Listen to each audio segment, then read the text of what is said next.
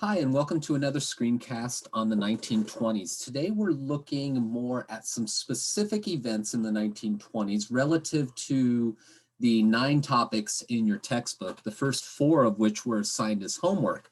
And on this slide, you see one of the more famous paintings of the 1920s by Thomas Hart Benton called America Today, painted in 1923, and really goes to show you a lot of the different things that were going on in the 20s, whether it's the sports, whether it's the theater, the dancing, and the more risque clothing that some people were wearing. The idea that we saw in yesterday or in the previous screencast of the idea of kind of having the freedom to be more sexually promiscuous or more sexually adventurous might be a better word. The idea of mass media, the newspapers, magazines, and women in their new independent roles shown here on the subway. So the first thing from homework had to do with the new immigration, and the chart in or the image in the textbook, as well as the story about Sacco and Vanzetti, who you see in the middle portrait, in the upper middle portrait, Sacco and Vanzetti, who were accused of a crime. Now, their event, and you see in the bottom right the funeral after they were executed of Sacco and Vanzetti, but really their experience can't be understood without the context of the 1920s being a time of a fear of immigration to the United States. And we had already talked about that with respect when we talked about progressivism and we talked about the eugenics movement and IQ tests and the worry that people from Southern and Eastern Europe were bringing a different set of religious values and moral values to the United States. And then post-World War I, there was a fear of communism that we already talked about with the Red Scare. And so you build all that up and you saw, as shown there in that image on the left, a massive reduction in immigration, period, but specifically immigration from Eastern and Southern Europe. Sacco and Vanzetti were both Italians. Italians had a stereotype of being anarchists, of believing that there should be no government whatsoever, and all governments did was oppress the people. And so when they were accused of the crime of murdering a paymaster, back then, when you got paid a certain day of the week, and if you knew when a place was paying its workers and you had a good idea how much money would be available, this would be a good time to try to rob a paymaster. And that is what they were accused of doing. It has since turned out that one of them most likely did commit the crime, but at the time, the way that the trial was handled, the way that they were suspected of having done it seemed so anti-immigrant that it fit into this idea of the already present anti-immigrant sentiment from eugenics. So I'm curious to see what you thought in your homework. Did you see this as more of a roaring aspect to the 20s or more of a conflict, a warring aspect?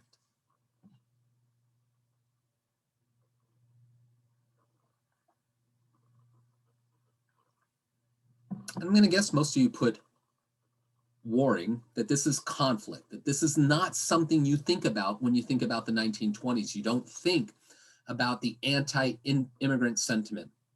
Remember, we'd already discussed this also in a previous screencast. This is the rise of the KKK. And it's a new KKK. It's a KKK that's not just about race, but it's about traditional American values, as you saw in that RSJ reader. That, we're worried about the role of women. We're worried about the influence of foreigners who bring their foreign values. And it's in that atmosphere that you need to place Sacco and Vanzetti. You can get hung up or you can investigate the actual murder as a case, but I think you need to also understand that regardless of what happened or didn't happen with respect to the murder, it's really a case of anti-immigrant sentiment. And I want to show you a trailer for a documentary called Sacco and Vanzetti because I think it'll give you a good idea, not just of how people viewed it at the time, but how people still view it and historians view it.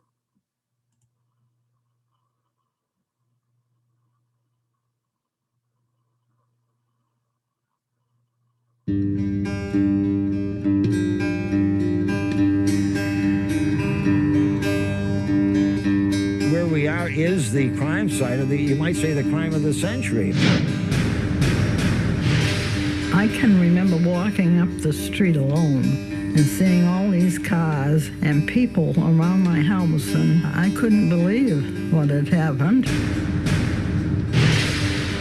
It's a lot more than a criminal case. It's a phenomenon.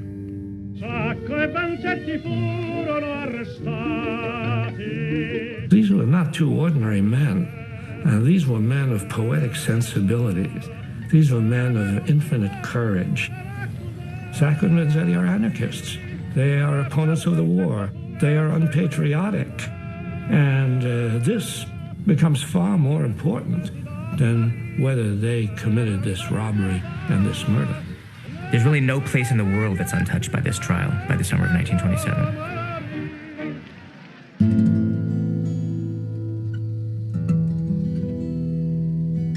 I think one of the reasons that the case has lasting meaning is because it speaks to issues that remain alive today.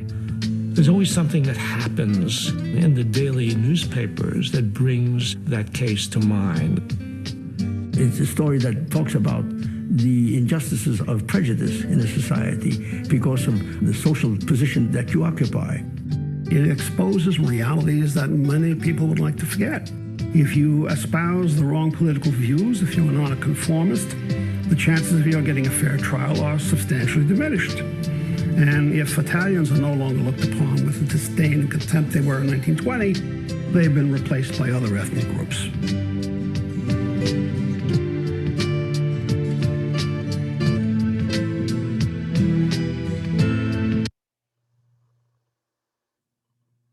Look at some of those names here. So this must have been an older documentary. We've got Howard Zinn, author of The People's History of the United States, Studs Terkel, a well-known journalist from the Great Depression, 1930s and World War II, and Arlo Guthrie, the son of Woody Guthrie, a famous folk singer.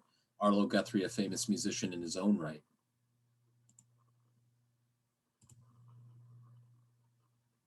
The next topic you were looking at was Prohibition in action. And you can see here a man using an axe to open up a barrel of some sort of alcohol. It could be wine, it could be liquor, it could be beer. And you can see also an image from your textbook of a group of men throwing bottles of alcohol against a wall of a building. These are probably federal agents, maybe, probably not actually, probably people just supporting the illegality of alcohol by destroying the bottles of alcohol. What did you put? Did you put prohibition as roaring or warring?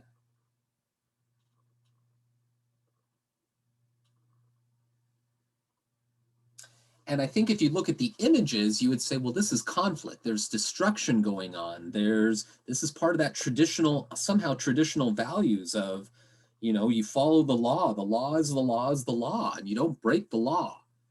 And America made the decision with the passage of the 18th Amendment to get rid of alcohol. So let's follow the law. So that seems to be conflict, and as well as there were bootleggers and there were murders, Al Capone's gang in Chicago that controlled the illegal alcohol trade was involved in a brutal murder of a rival gang members, men. And that murder is called the St. Valentine's Day Massacre, where Al Capone's men took on Bugsy Malone's men. And so this is this idea that, wow, this is real conflict over alcohol. But at the same time, I'll be interested what you think after watching this video from a documentary called America's Century. And this one is called Boom and Bust, and it is a documentary that we'll be watching several parts of. But this section talks strictly about Prohibition and the era of the 1920s through the lens of Prohibition.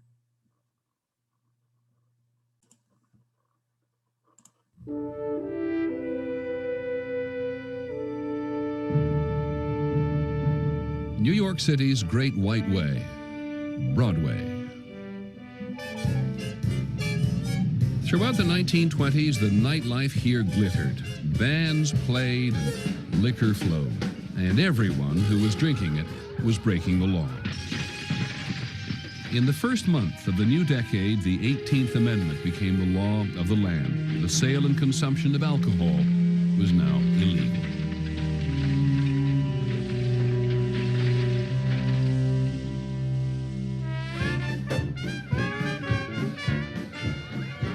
There was prohibition, but oddly enough, nobody paid any attention to it. You went to people's homes, they served dreadful things called orange blossoms, which was gin and orange juice. Revolting. And bad gin at that. Liquor was now sold behind closed doors in places called speakeasies. Proprietors took the risks and reaped the profits. It was good money in them days. I was 15 years old. I was riding around with a Nash convertible. We had 4 speakeasies. One by the Daily News, one by the Daily Mirror. You had a peephole, you let him in. Okay. A guy had to explain who he was, and he'd show you an ID or something, and you let him in. You got to know it was like family after a while. Every corner had a saloon on it. Of course, you know, they were never raided by... Their cops were a big part of that business, too. People wanted to drink. It was a great game. It became a dangerous game for the high-stakes players. Battles between rival gangs for control of illegal liquor territories riddled American cities with mushrooming murder rates. Prohibition's aim was to sweep liquor off the city streets. Now they were flooded with gangsters and guns. I used to carry 2 persuaders myself. You had to have them, or else.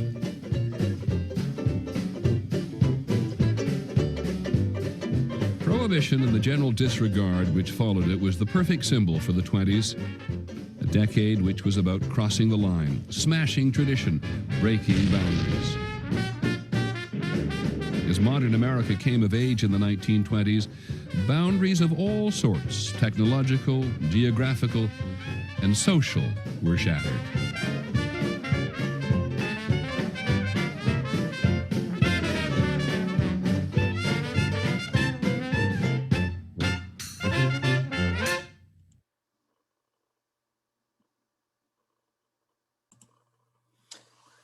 Interesting video. It ended a little bit with an overview of the 20s for you, but you heard that one guy talk about carrying a persuader. That was, we talked about slang in the previous episode, that was slang for a gun.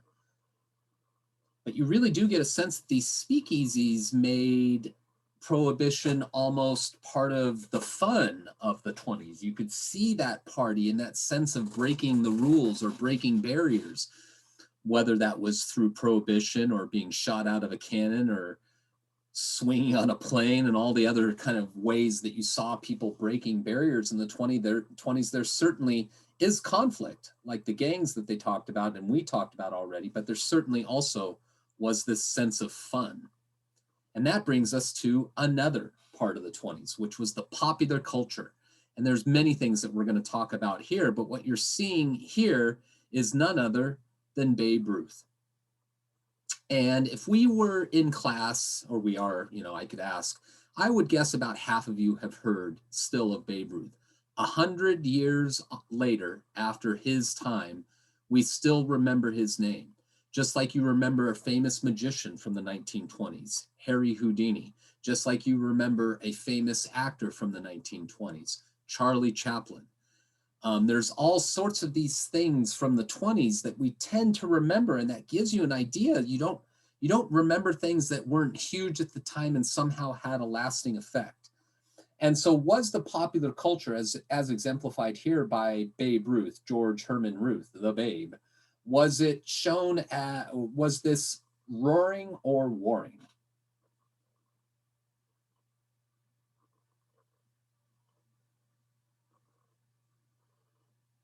And I don't really see a way around saying it's roaring. I mean, almost everyone, whether you were young or old, enjoyed some of the popular culture. There are going to be a few aspects. Some of the films that are made during the time could be considered more warring than roaring. Interesting story about Babe Ruth. He was traded from he was a pitcher, traded from the Red Sox to the Yankees, where he became a dominant hitter, but he kind of, as you can kind of see here, didn't really cut an imposing, healthy figure. This is the reason the Yankees adopted pinstripe uniforms, as they felt it hid Babe Ruth's widening girth better than non-pinstripes. So these up and down vertical stripes on the uniform somehow hid the fact that he was overweight. And it's not just Babe Ruth that's part of the popular culture, it's other things as well. But I thought we'd stop here again and watch another segment of the video, focusing specifically on some of the sports and the popular culture, but giving you a little bit more background on Babe Ruth himself. Then the Manasseh Mauler lashed out in his old ferocious style. Several fast, deadly punches.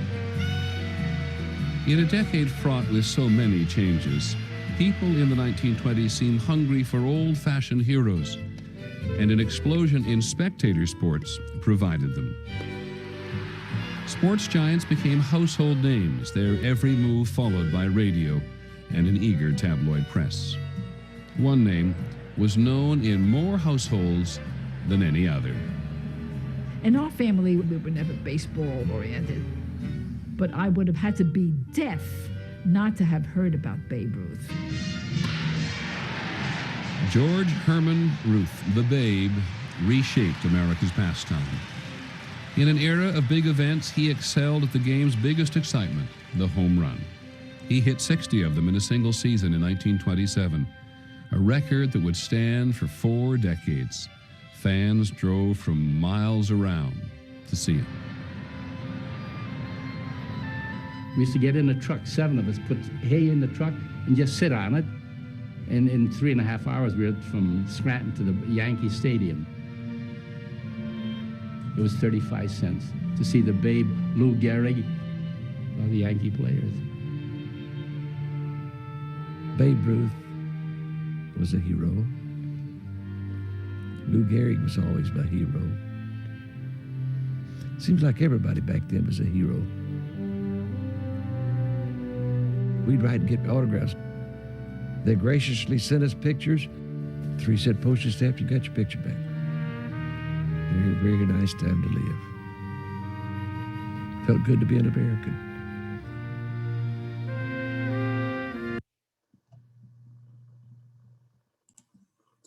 And as you can see from this statistic, that year in 1927 was also, by the way, the year of the Sacco and Vanzetti trial, and was the year of Charles Lindbergh's transatlantic flight. In that year, when Ruth hit 60 home runs, his total by himself was more than the total hit by 12 teams in Major League Baseball. So his 60 was unimaginable to people. But it's not the only popular culture that's out there. As you saw in the painting by Thomas Hart Benton, newspapers and magazines grew enormously. Well, you didn't see it in the painting, but you saw someone reading a newspaper. Many magazines came online during the 20s. Here you see the cover of Time magazine and the Man of the Year in 1928, none other than Charles Lindbergh. Magazine and newspaper circulation rose from 28 million subscriptions to almost 40 million subscriptions by the end of the 20s, an increase of 42%. Radio ownership, which here you see a 1920s radio, increased from only 20,000 owned in 1920 to 13.75 million in 1930, an increase of an ungodly number that's almost pointless, 68,000% increase in the radios. And you can see that the radio didn't necessarily need to be that big, but it was such an important part of your life that you wanted its size to somehow represent its importance, because today's radios are tiny. You don't have the need to feel like you need it to represent something that should take up room in your house. And then finally, movies. And these 3 things combined to make a national culture, something that everyone was sharing, which I don't think we fully have anymore today. In other words, we can all find our own little niche. Not all Americans are watching or listening to the same thing, maybe with sports. But if you think about it, the news that you're getting the news you want to get. You don't have to listen. You go to the source of news you want to hear. You go to the shows you want to watch. You know, I mean, whether that's you watching it on Netflix or Amazon Prime or HBO Max, but or TV in general, there's so many choices out there that not everyone necessarily is watching the same thing. Sometimes it happens, but in the 20s, it was a regular occurrence. And that happened with movies. As you see here, the movie poster for the film, the first film with audio in it, which was called Wings, starring names that were huge at the time. Clara Bow, the It Girl, I believe, Gary Cooper. And look at movie attendance. It increased by 125% by the middle of the decade. The number of Americans attending movies once per week was 50 million. By 1929, it had gone up to 110 million per week, which obviously means that there are some people who were going to movies multiple times per week. You know, movies were cheap enough that you could do that. You couldn't do that really probably today unless, you know, you had more economic resources at your disposal. And it wasn't just that you were going to movies, it's that movies, and you guys can totally relate to this, whether it's media or whether it's YouTube or Instagram, these things influence, they influence the way you want to be. First, let's talk a little bit about not just, you know, how the radio needed to be big to show you its importance. Movie theaters were like that as well. In the 1920s, Chicago had enough movie theater seats to accommodate 1/2 of its population. Half of the population in Davis is 45,000. Do you think that we have 45,000 movie seats in Davis? No, of course not. Oh, it's The Jazz Singer, I'm sorry, was the first feature length to offer sound. I believe Wings won the first Best Picture for the Academy Awards. That's why that's there. But this is a theater, this is a movie theater in Los Angeles. And I don't know if anyone saw there in the lower left corner, this Karen boy watching his movie. Oh boy, I'm going to the Grauman's Egyptian Revival Theater. I'm going to watch a movie. Yippee! Maybe it'll be The Jazz Singer. Maybe it'll be Wings. Who knows? This is the Midland Theater in Kansas City, Missouri. These look like theaters where you would see a play, not a movie. Look at them. This is close to us. This is the Paramount Theater in Oakland, California. This is the entrance to that theater. The closest we get to this in the area would be the Crest Theater in Sacramento. If you've ever been there, it has this it's almost like it's a place where it's not just the movie you're going to see, you're going to the place to be there for the movie.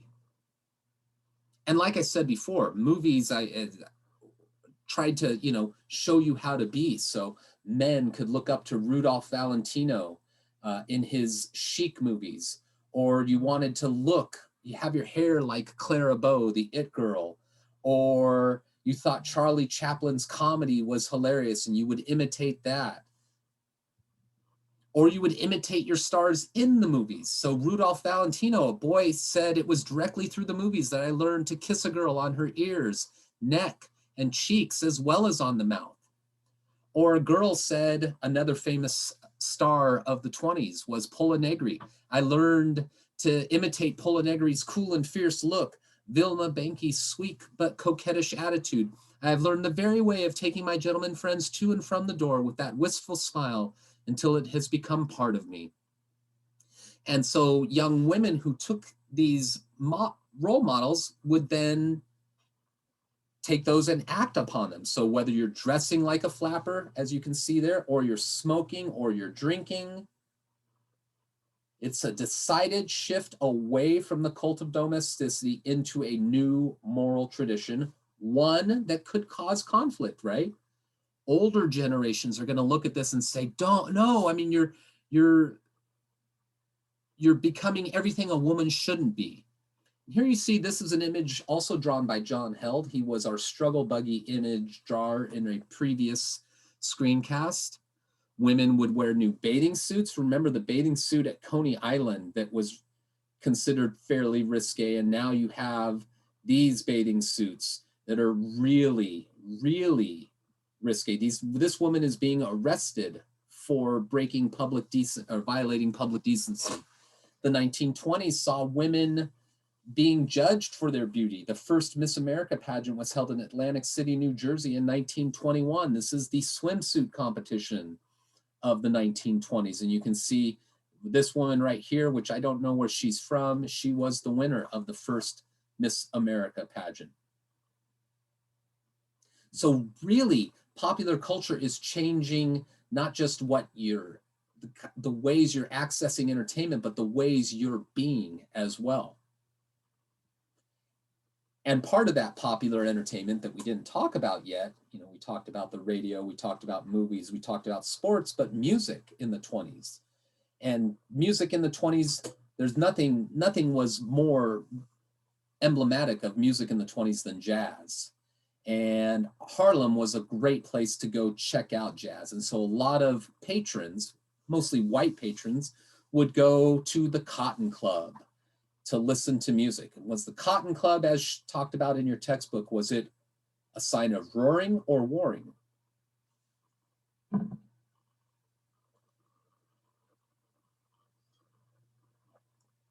And I'm going to guess most of you are going to say roaring. It's the music, it's the dancing. Some of you might say warring. I mean, the Cotton Club was segregated for most of the 20s until one of its famous musicians, a man named Duke Ellington, basically said, if you don't open it to all races, I'm not going to play anymore.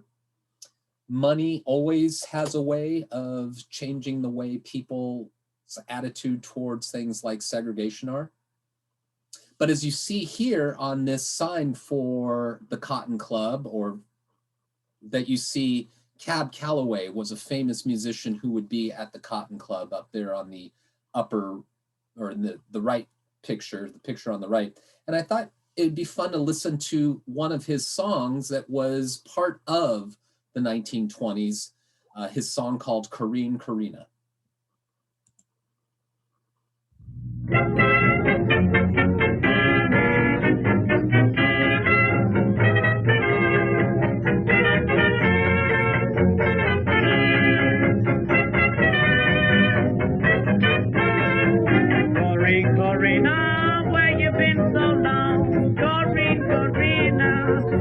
Been so long, ain't been no loving since you've been gone. Oh, Corrina, where'd you stay last night? Yes, dear Corrina, tell me where'd you stay last night? Came in this morning, sun was shining bright. I met Corrina way across the sea. I met Corrina way across the sea. She wouldn't write no letter, she didn't care for me.